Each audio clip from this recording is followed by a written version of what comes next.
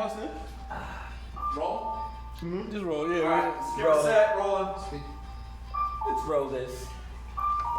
Let's roll this. This is the Cleveland episode. This is the Cleveland episode of RNS. RNS plus S. RNS S. Cleveland! Till I die! Till I die! Wrong! Till I die! Cleveland, nigga. Till I die! Till I die! Brother Liam here. Till I die! Brother Rick here! Till I die! Brother Caple here. Till I die! Brother Austin here. Till I die! Brother Nick. Till I die! Till I die. What a hands! Die! We die! Die! We die! LeBron. Die! Alright, y'all. This is a very, very special episode. Usually we start with Game of Thrones, but today we had to do a little bit different. We had to talk about the amazing The amazing win, the amazing city. Cleveland, Ohio. And amazing shot. that's a sentence that most people might not have thought they were going to say, but yes, the amazing city, Cleveland. I'm sorry, I had to make the joke. Man. But anyway, y'all won, so I can make the jokes now. Can't take none away from us. We can't. You won. You even have that picture of LeBron crying, and no one cares because he won. I cried with LeBron. You know? We all cried together, the whole city. All right. Tears of joy. We have Steven Caple Jr., who is a Cleveland native And filmmaker. and filmmaker. Don't you got a film out that's coming? And it has Cleveland. The name land is in the title, right? Anybody's from Cleveland know that we call Cleveland the land. So yeah, that's it right there. Oh! Right there. The land. Camp David, July 29th. I like the plug. July 29th. Cleveland, Ohio. The There you land. go. Cleveland summer. Check it out. So being that you are a Cleveland native, tell me how it felt watching the game. Just the whole thing. Tell me how that It felt. was a week ago, and I'm still drinking tea. I'm just Because saying. one, it's none of my business. But two, I lost my voice, man. It's unbelievable, bro. Like the whole city is going crazy. I think everyone's walk has changed.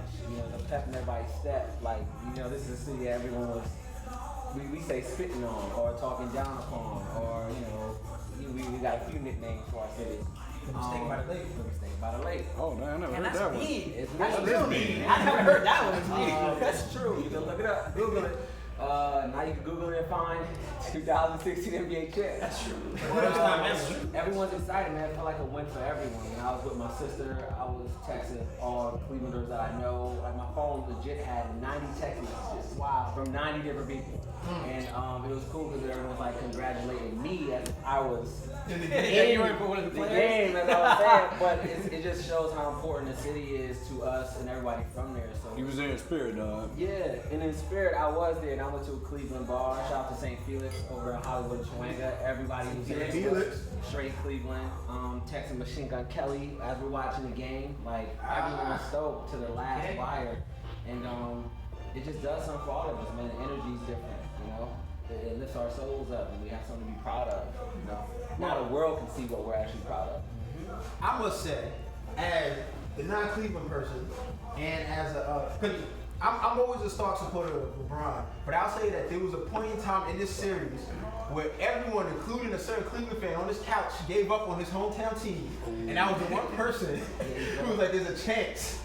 Look, no, not just him. It was collective. Everybody had, Golden State had a season that it's gonna make it hard for you to not think that they're not gonna win. You can't never count out the when team. you're from Cleveland, you know the famous saying, next year.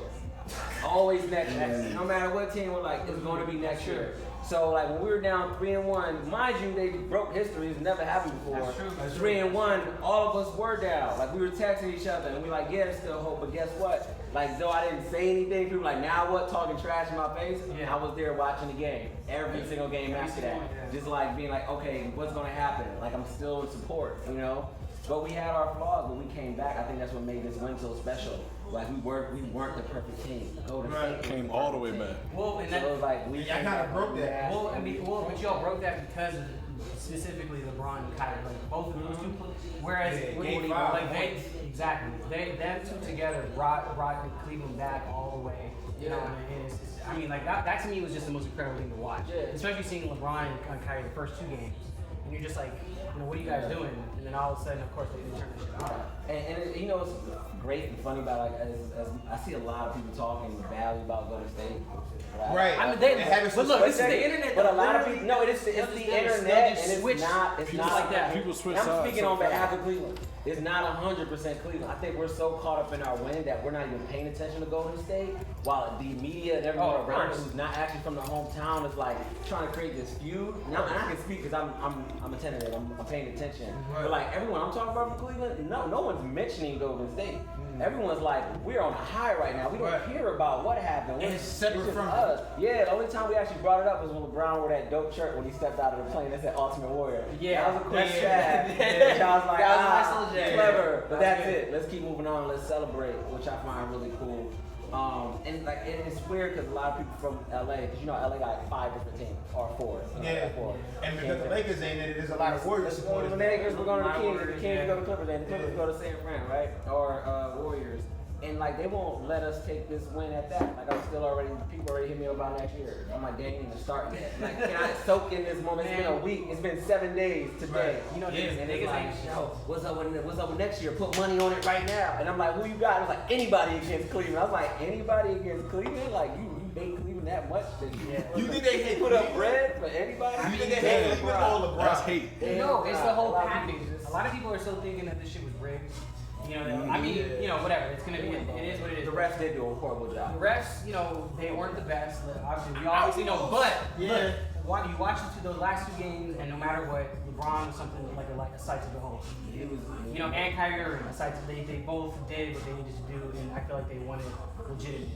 But I think it just goes back to the internet. Everybody wants to be able to have that opportunity to make a meme of somebody crying, of somebody, you know, just, you know, at their worst. That's literally what it is. Funny. You see, by Aisha. Oh, I saw it. By Felicia. I saw it. By Aisha. She annoys me for some reason. I don't know No, what it is. She's been annoying me for a minute though, before she annoyed everybody else. No, there was this picture. I'm sure she's lovely. It was Aisha and Steph, and they're both kind of smiling. And the caption is like, "When you've been crying the past 2 nights, but you want to make everybody look like you smiling." And the way that they smile, because they're like, and I'm like, oh man, trying to hold it in. That was just a funny vibe. What's interesting about the tide turned for Steph Curry really quickly. Oh my God, it turned. Because like I think from the very beginning, I wanted to side with LeBron because I was tired of all the Steph admiration. I was like, man, this dude, boy. Yeah, it was just kind of like he does make mistakes. Like he's not the greatest player ever. He just got really good 2 years ago. You get what I'm saying? He hasn't nearly had to play with the same pressure that LeBron and any other superstars has to play with. Popular culture has amnesia. Like we forget about players that played exactly like him.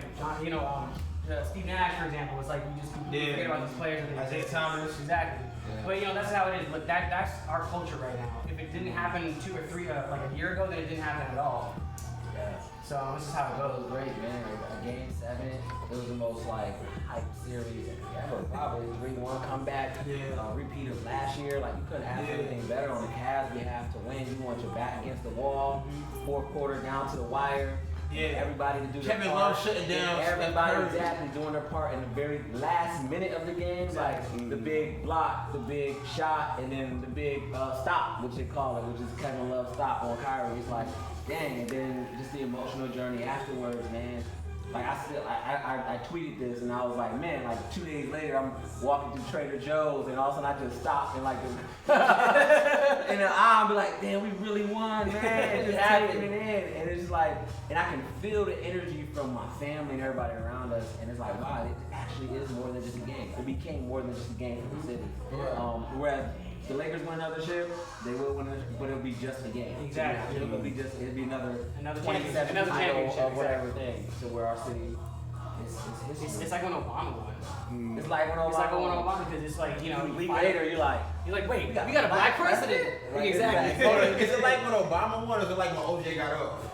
Oh wow. I don't remember that. I was like, nigga, we both watched Made in America. Let's just wait until next week to chat about it. Yeah, Made in America was dope. We'll be chatting about it soon. Oh my God, it was an amazing show. I know. Oh, did you really just ask about it? That's some random ass OJ. shit. We had a great analogy with Obama, and you had to come anyways. Oh, that's funny. Anyways, but yes. But I appreciate y'all giving the Cleveland shout out. Of course, man. Now y'all need that. Y'all, I mean, me and Steve were in Cleveland last summer.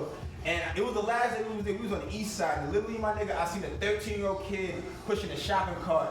like a 50, like you normally see like 50-year-old men who are like homeless. This nigga was 13. He was put in the shopping cart with like all type of scrap metal. And I was like, man, this city needs help.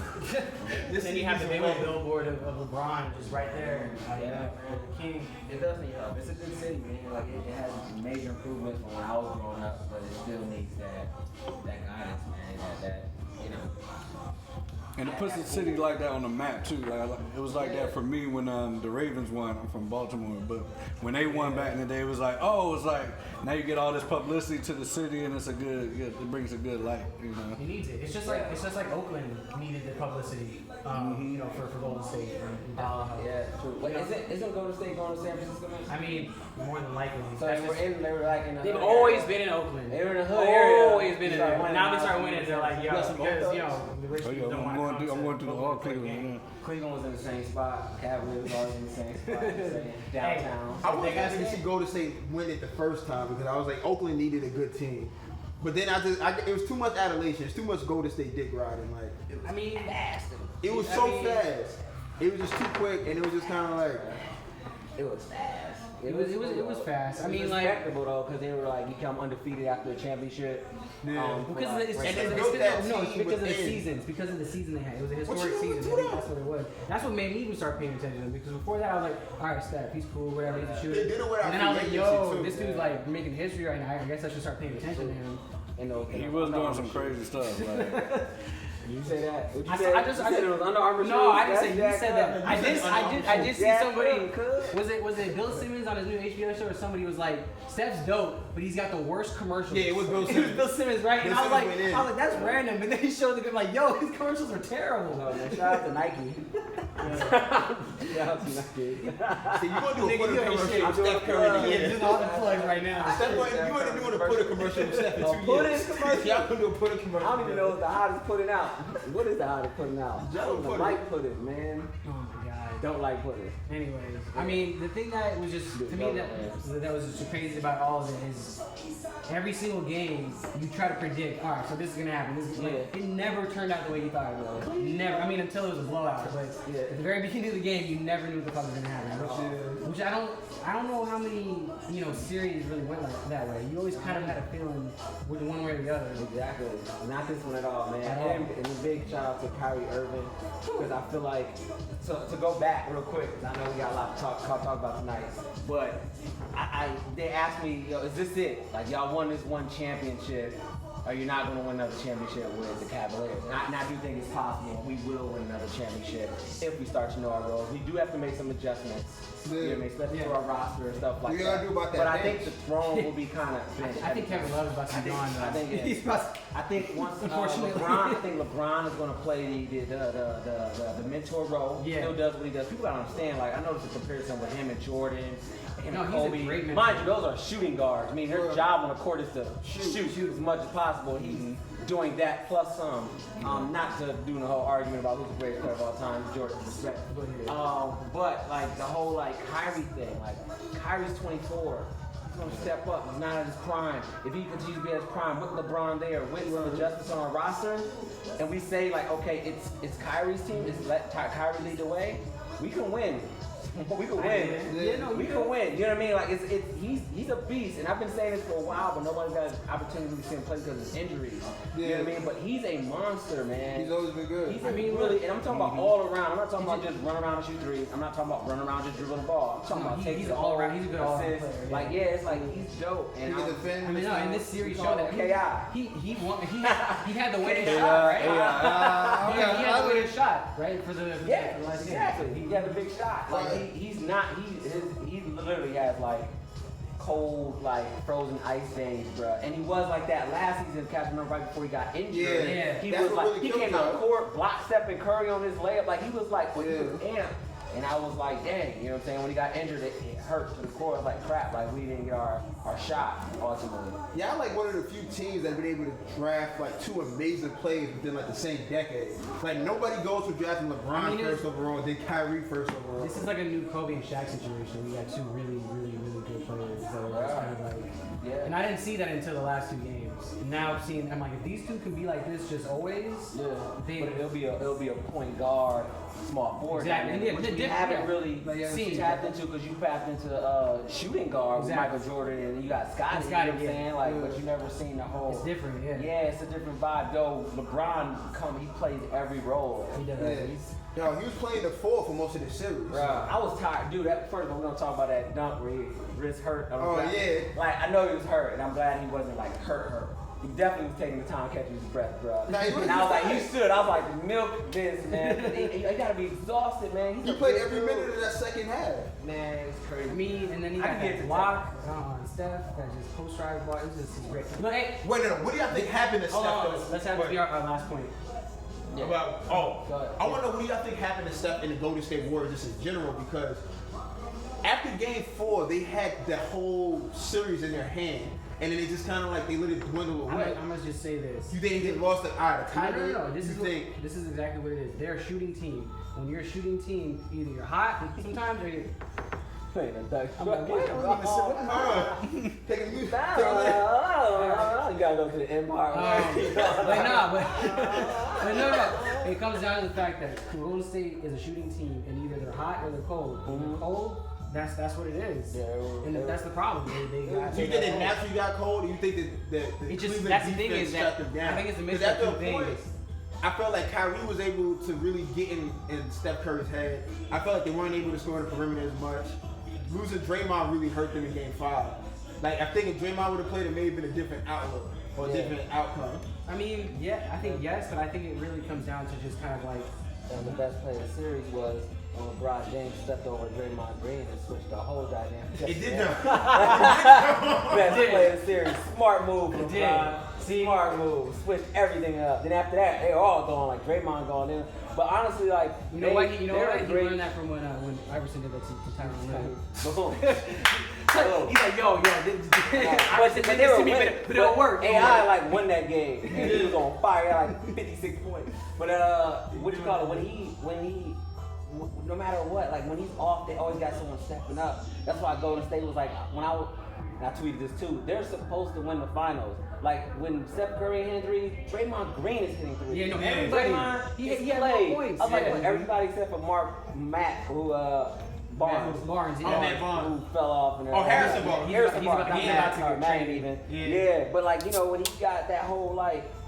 That was the only person that didn't necessarily stepped up. But other than that, like they all Iguodala can hit threes. Like I was watching Even Bogut them, like shut shit down and like Bogut when he get his defense going and he starts really like hitting niggas in But the again, blocks. but that's the problem.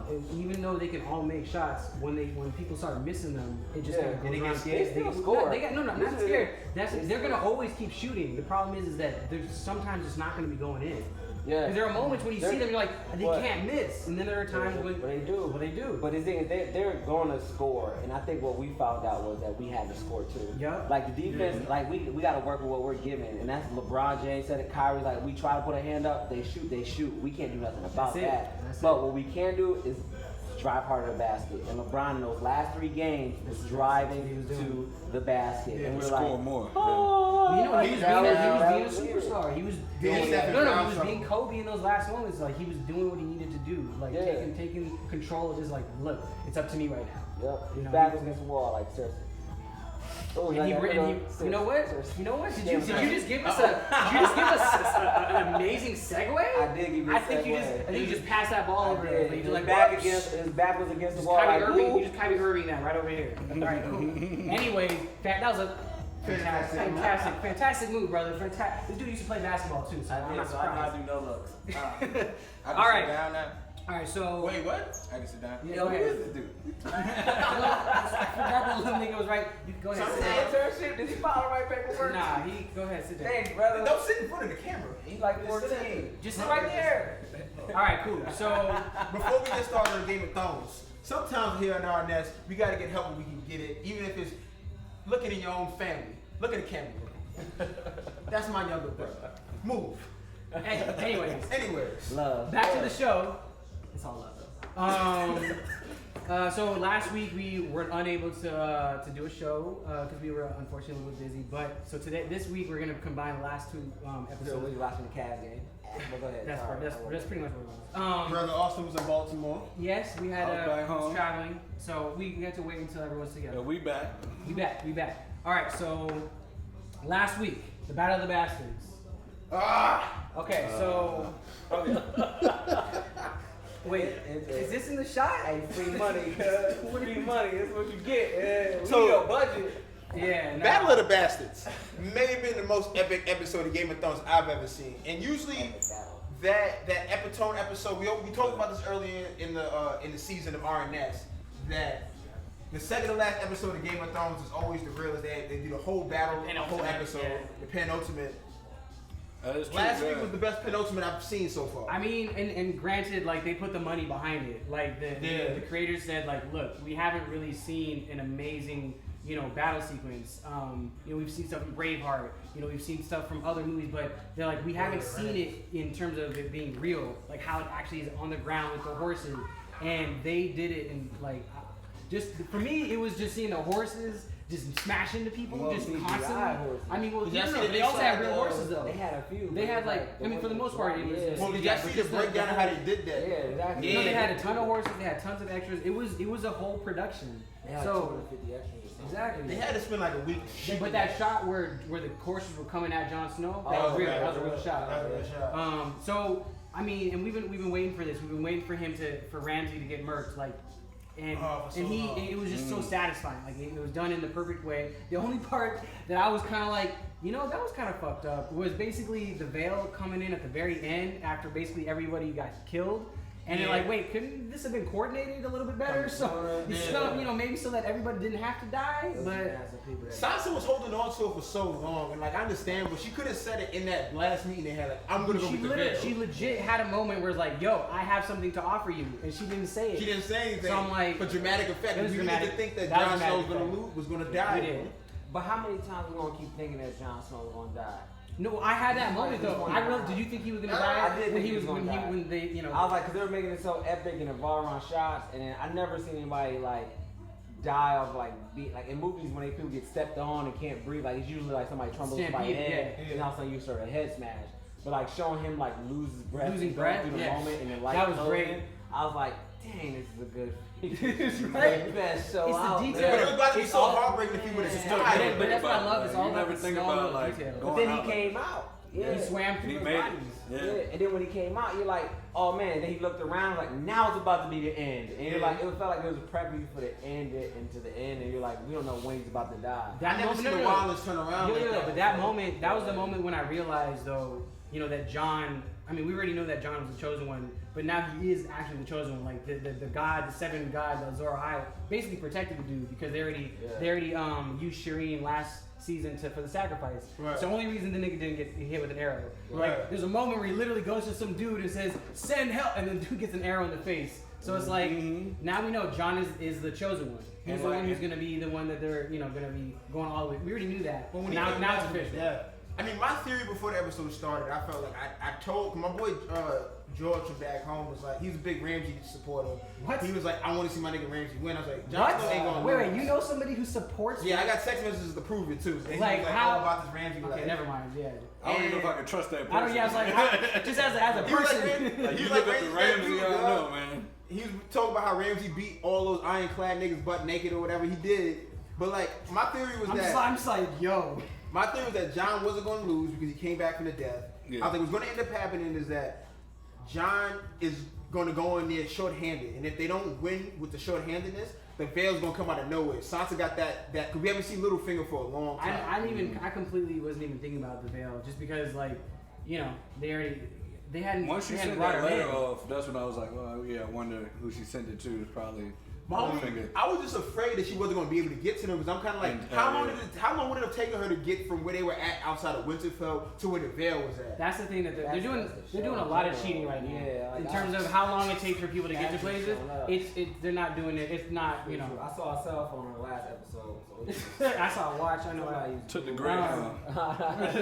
So that brings us to Dany. Her alliance is getting bigger. Theon and Yara came. They had a nice little. That was a quick travel flirtation moment between Dany and Yara. Wait, let's not skip over the fact that we finally saw the dragons get busy. Yeah, no, the dragons. Well, not just them getting busy. We saw Dany controlling the dragons. She got on them. She's a dragon rider. She legit was just like, these are mine.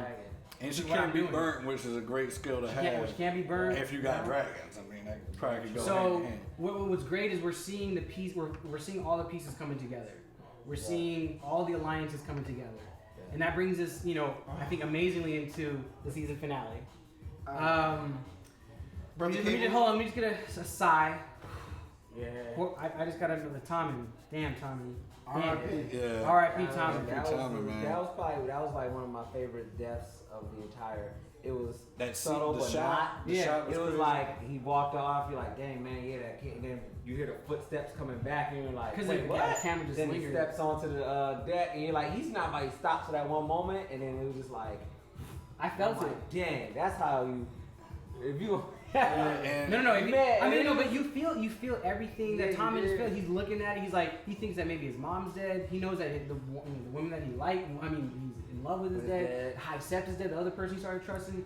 He's got nobody. yeah, you know she must have threw it He's on him if tired. he jumped off. This guy's like, what am I gonna do? Like, Kid, this is. like- I'm supposed to be king of this. I just don't get. He's like, fuck this. Like, control. no more. There's a lot of The one different thing I emotions. wish Cersei would, because Cersei does have the blood of her son on her hands. Both of her sons. Both her of whole her sons. family. Oh, family. But like for the most part, like I think her plan, I like the idea of her plan because she killed the High Sparrow. I think she could have went about it better by getting the Tyrells out of there. No, the Tyrells are part of the plan to kill them because No, because the Tyrells, well, she didn't know that the Tyrells were plotting against the High Scepter, but she could have got them out for her son's The sake thing because is, she knew her son loved him. Loves her. No. What Marjorie basically did is that she thought that she was able to kind of pull a fast one, basically saying nothing's gonna happen to me, it's gonna happen to Cersei. And so she thought she pulled a fast one. That's why when that moment happened, she's like, fuck, Cersei got me. Yeah.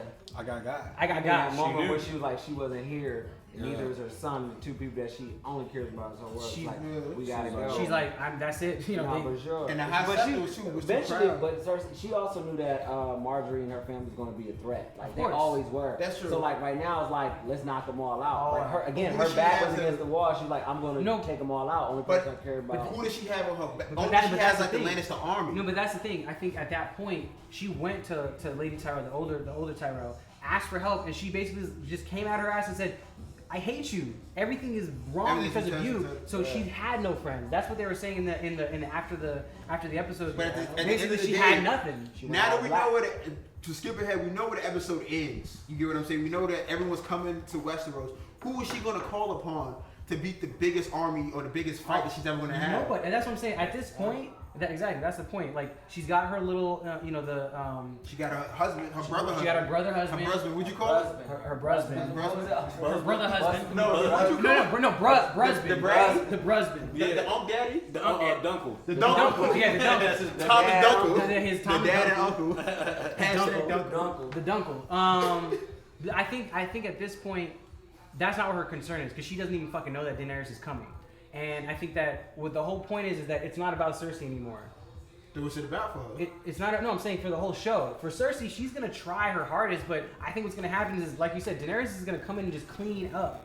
I mean, there's gonna be a little bit of a skirmish. There's gonna be a little bit of a battle, but at this point, I think Cersei's reign was to get to the Iron Throne. That's it. She got to it. There's nothing more that's gonna happen with her. She's Frank Underwood. Yeah, I think Basically, yeah, she got exactly what she wanted, and now it's about to be like, because the show is not about her getting the Iron Throne. The show is about us fighting the White Walkers. Yeah. And what do we need to fight the White Walkers? We need to kill Cersei so that we can really unite everything together. Now, if Tyrion is a part of Daenerys' crew and he's a Lannister, right? If he gets Jaime on board with him, they just need to get rid of Cersei. He's not getting Jamie on board. He's Well, not- that's what I'm saying. If Tyrion, if they get Tyrion.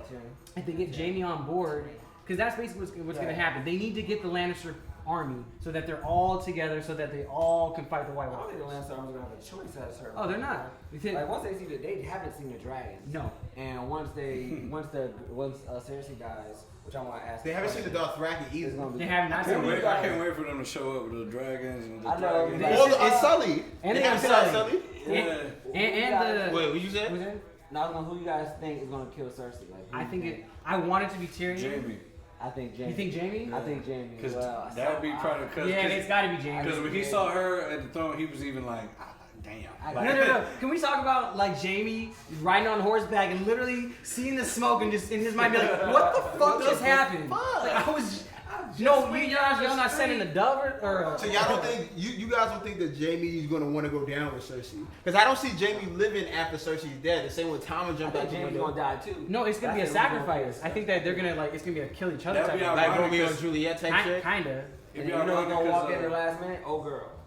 Which girl? Who's our girl? The Daenerys? chick who's Oh, Brienne of Tarth? Brienne of Tarth. Yo, where the fuck No, is she at? Brienne might come in and save Jamie, right? That might happen. That might happen at the last minute. Just We literally- making up our just own picking him up. yeah. He's just picking him up like walking around with homeboy like that. That's hilarious. But it would be ironic because he killed the Mad King. So if he kills her, that's kind of like, you know. That's why it makes sense. Yeah, He that'd be kills. kinda He's like the that. King Speaking- Slayer, the King King and the Slayer. Queen Slayer. Speaking of the Mad King, we finally got the Tower of Joy.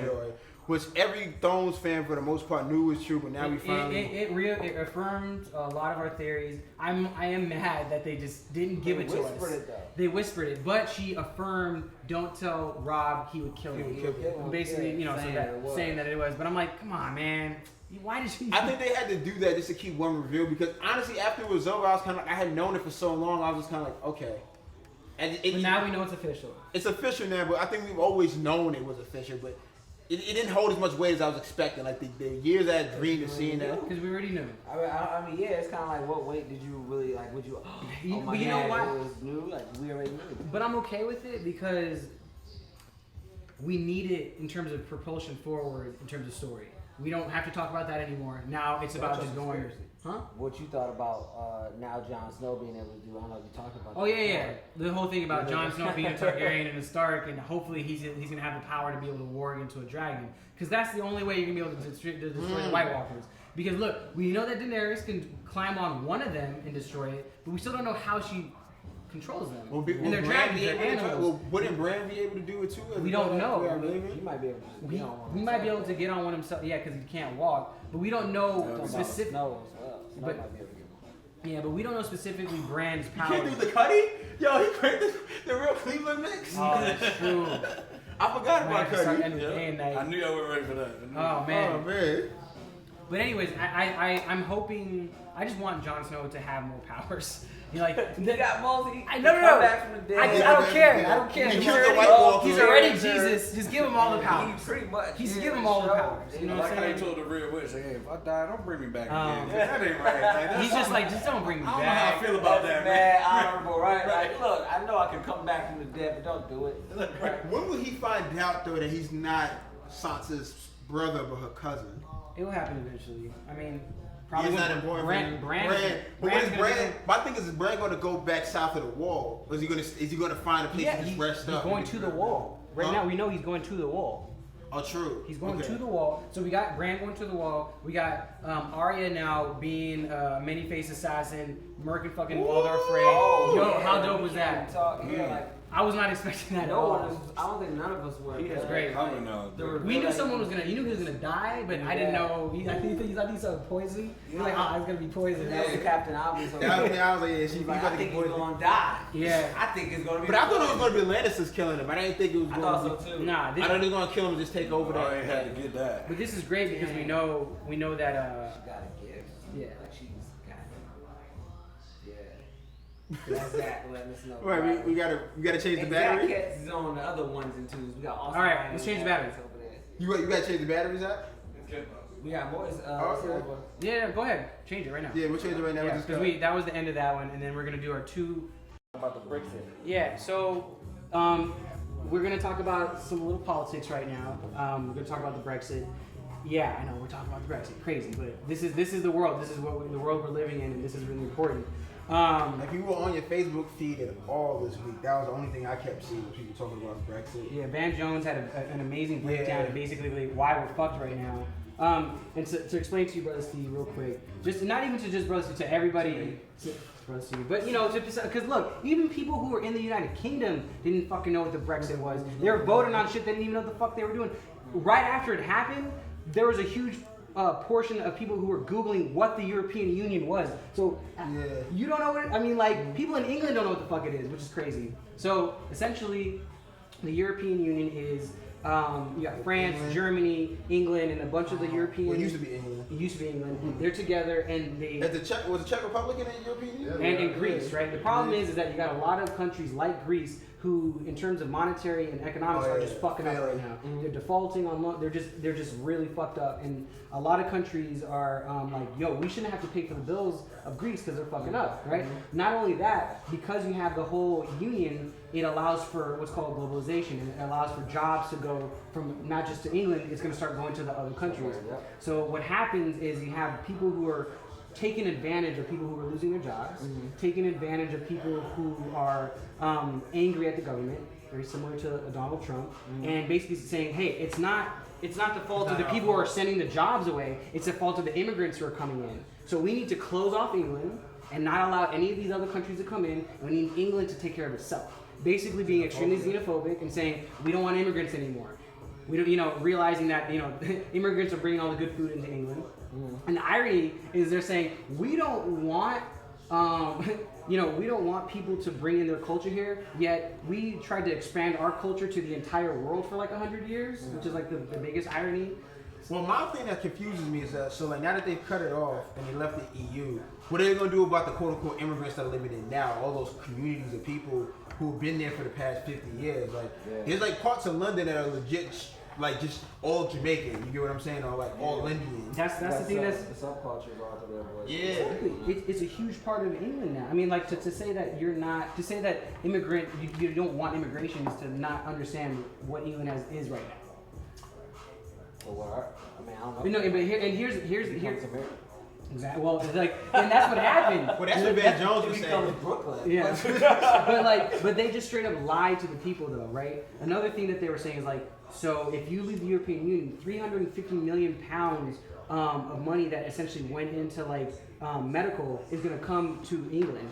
And it's going to be for our medical expenses. And then right after that happened, the dude who proposed it said, yeah, that's not going to happen. Yeah, and the lady's like, that was your major platform point. He's like, yeah, that was a mistake to say that. And everyone's like, wait, are you fucking serious?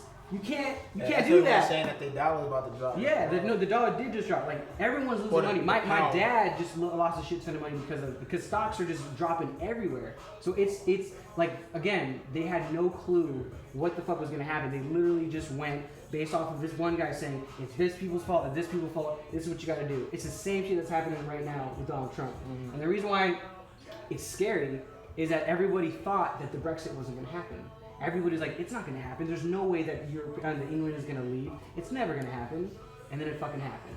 And just like we're saying, there's no way that Donald Trump's gonna win. There's no way that he can be president. There's no way. Oh, you There's like that? Oh, that's scary. no, that's what I'm saying. It's the same type of people there that are trying to do the same shit here. So that's why it's scary.